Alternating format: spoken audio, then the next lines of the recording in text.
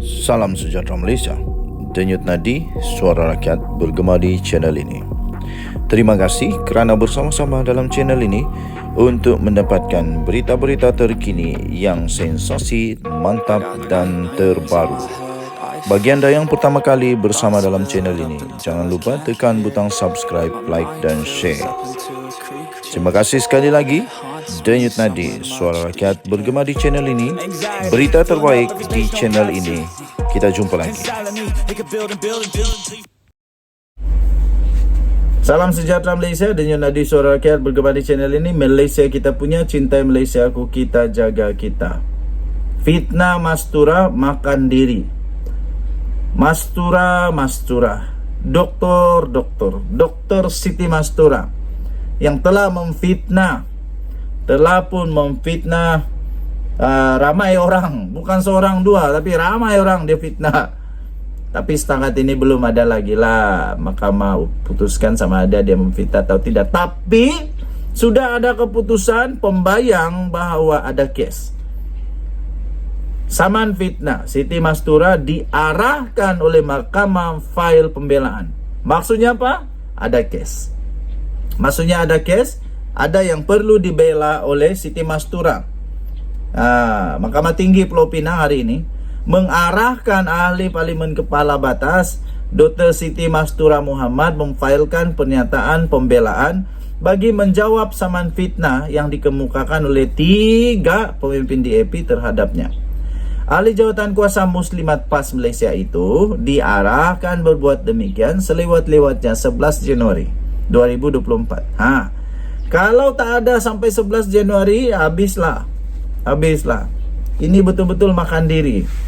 Kerana Dr. Siti Mastura sekarang ramai orang buat meme tentang kedoktoran PhD ni. Apa tidaknya Lim Kit Siang dengan Lim Guan Eng dikasih sama tiba-tiba dengan Lim Kuan Yew. Bukan Lim Kuan Yew lah, Lee Kuan Yew. Aduh, doktor. Hakim Datuk Kwai Chew Sun turut menetapkan pada 9 Februari untuk pengurusan kes selanjutnya. Pengurusan kes melalui simekan hari ini berlangsung di hadapan penolong pendaftar kanan Tunku Intan Nadira Tunku Muhammad Nazarin. Plaintiff yang diwakili Datuk Sankara Nair, Jadin Pun Wai Ken dan Wong Guo Jin, manakala Muhammad Hakimi Farhami mewakili defendant. Samaan itu difailkan oleh pengerusi DAP Lim Guan Eng, Lim Kit Siang, ahli Parlimen Seputi Teresa Kok, jadi 3 daripada firma SN Nair and Partners di Mahkamah Tinggi Georgetown pada 27 November lalu. Ketiga-tiga plaintiff itu mendakwa Mastura telah mengeluarkan kenyataan bahawa mereka mempunyai pertalian dengan Parti Komunis dan ketuanya Chin Peng serta bekas Perdana Menteri pertama Singapura Lee Kuan Yew.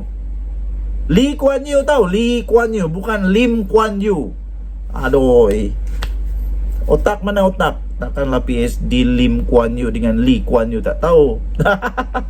Mereka menegaskan bahawa ketika ceramah pada 4 November lalu, defendant telah membuat beberapa kenyataan yang merujuk secara langsung dan tidak langsung kepada ketiga-tiga plaintiff. Kenyataan itu mengaitkan mereka kononnya mempunyai hubungan dengan Parti Komunis, menyokong serta mengamalkan selain menyebarkan ideologi dan falsafah komunisme dalam negara. Menurut plaintiff, kenyataan Mastura juga mengandungi butiran bahawa mereka adalah musuh negara serta tidak mempunyai kesetiaan kepada raja dan negara, selain warga negara yang tidak setia dan mengamalkan ideologi terlarang. 3 pemimpin DAP terbabit juga mendakwa kenyataan defendant turut mengandungi butiran bahawa mereka ancaman kepada keselamatan negara. Mastura juga mendakwa ketiga-tiga ahli politik berkenaan adalah sebahagian daripada agenda Klan Lim untuk membentuk sistem kader, iaitu istilah yang lazim digunakan dalam struktur Parti Komunis oleh DAP bagi menyebarkan ideologi dan falsafah komunis di negara ini.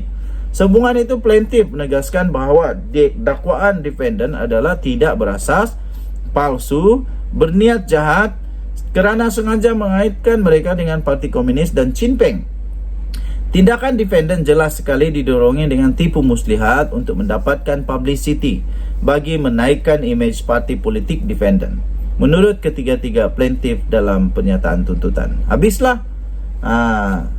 Kalaulah seorang mereka pergi saman 10 juta 10 juta kali 3 orang 30 juta. Tak apa, doktor kan kaya.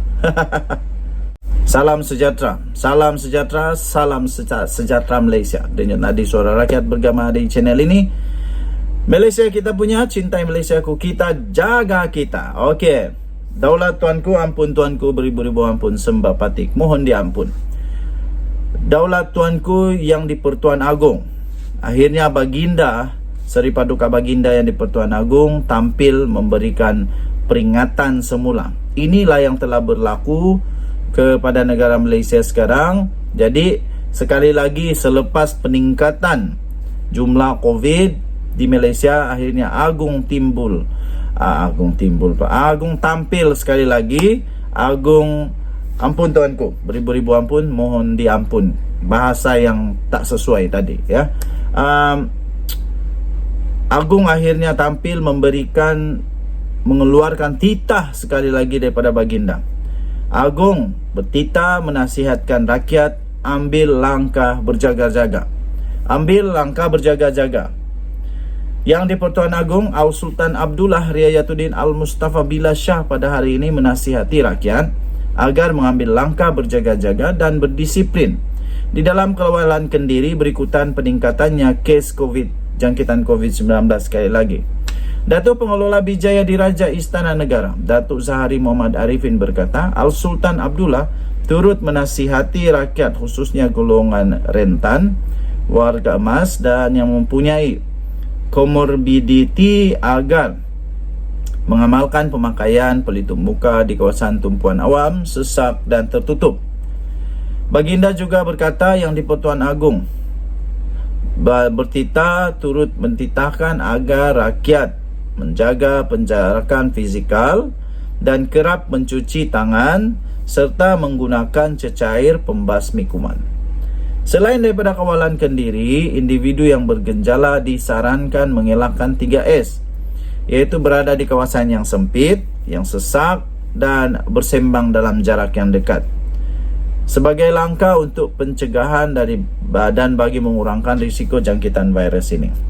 Seri Paduka Baginda juga menzahirkan kegusaran jika rakyat lalai atau mengambil sikap yang sambil lewa, kes COVID-19 akan terus meningkat. Tambahan pula pada ketika ini musim cuti sekolah yang menyaksikan banyaknya pergerakan dan perimpunan orang ramai, katanya menerusi kenyataan yang dikeluarkan.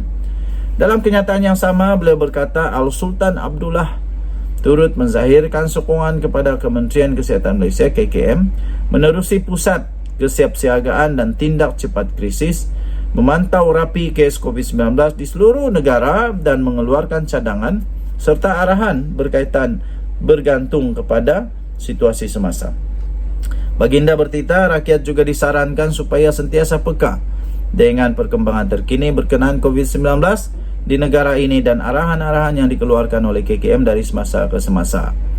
Semalam Menteri Kesihatan Datuk Seri Dr. Zulkifli Ahmad dalam sidang media memaklumkan sebanyak 20,696 kes COVID-19 dilaporkan di seluruh negara bagi tempoh 10 hingga 16 Disember. Beliau turut mengingatkan orang ramai agar sentiasa mengamalkan langkah pencegahan, termasuklah memakai pelitup muka di kawasan awam dan tertutup, mengelakkan kawasan sempit dan sesak serta mengambil vaksin COVID-19. Kita jumpa lagi. Daulat tuanku, ampun tuanku, beribu-ribu ampun, mohon patik diampun. Digar hayu tuanku. Bye-bye. Okey, selamat pagi tuan-tuan dan puan yang dihormati sekalian. Salam sejahtera, denyut nadi suara rakyat bergema di channel ini. Tiada istilah turun pangkat. Yang penting dapat jaga rakyat. Itu yang penting. Inilah perbezaan yang dibawa oleh fikiran yang betul-betul mau membangun negara, membantu rakyat, dengan yang cuba hanya sibuk berpolitik, nak tebuk inilah, nak tebuk itulah, macam-macam lah. Jadi tiada istilah turun pangkat. Yang penting dapat jaga rakyat. Ahli Parlimen Hulu Langat Muhammad Sani Hamzan menyifatkan sebenarnya tiada istilah turun pangkat dalam rombakan kabinet yang dilakukan oleh Perdana Menteri Datuk Seri Anwar Ibrahim pada 12 Disember lalu. Sebaliknya beliau berkata portfolio yang baru atau dikekalkan itu merupakan satu amanah dan tanggungjawab yang diberikan oleh Perdana Menteri kepada mereka yang terpilih. Katanya kita bekerja untuk rakyat dan negara yang dicintai. Apabila Perdana Menteri sudah memberi tanggungjawab dalam portfolio masing-masing, tidak kiralah sama ada Kementerian Luar Negeri kah, Kementerian Belia dan Sukan kah, dan sebagainya lah. Yang penting kita wajib menjalankan amanah yang diberikan. Bersyukur dulu. Sudah jadi menteri, bersyukurlah. Ramai lagi yang tak jadi menteri, tetap bersyukur, tetap jalankan tugas. Jadi paling bagus ialah apa yang terjadi sekarang dalam kerajaan Madani ini.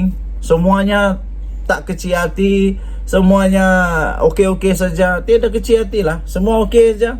Yang penting kita deliver katanya, dan dapat menjaga serta membela rakyat di negara ini. Rombakan kabinet adalah kuasa mutlak Perdana Menteri, terpulang kepada beliau untuk memilih siapa yang dikehendaki. Contohnya sebelum ini Datuk Seri Muhammad Hassan Menteri Pertahanan dan telah ditukarkan ke Kementerian Luar Negeri.